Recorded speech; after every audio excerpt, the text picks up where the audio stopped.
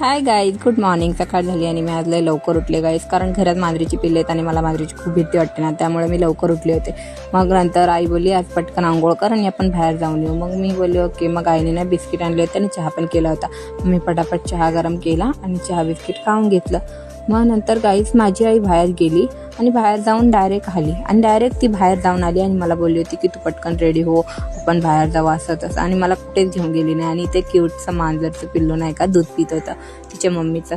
आणि त्यानंतर माझी आई आली आणि मी आईला बोलले की मला न सांगता का गेली. तर आई बोलते हे नाही, बाहेर खूप ऊन होतं ना म्हणून नाही सांगितलं. मग त्यानंतर अण्णांनी आईला उशिरा बोलवलं होतं म्हणून आईने हे सगळं काम काढलं होतं आणि आई काम करत होती. मग मी पण आईला बोलले की मी पण हेल्प करते म्हणून मी पण हेल्प करायला बसले आणि मम्मी दोघी पटापट काढत होतं, कारण की आईला हळूहळू काढते, मी एकदम फास्टमध्ये काढून टाकलं. आणि त्यानंतर मग काम झाल्यानंतर मग नाही तर गाईच बाजूला ना लग्न होतं वाटतं कुणाचं तरी, आणि मस्तपैकी डीजे चालू होता आणि आम्ही दोघी ते सॉंग ऐकत होतो. आणि तिकडे माझ्या आईने बघा गाईज किती पसारा काढला. घरी असते ना तेव्हा ही पसाराच काढते. मला तर असं वैताग आला होतं, मी बोलते आई जा तू, आई ऐकत नव्हती. त्यानंतर आईने ना पिशवीमध्ये आईला तीळ भेटलं आणि मला तीळ खायला खूप आवडतं म्हणून माझ्या आईने मला तीळ दिलं होतं.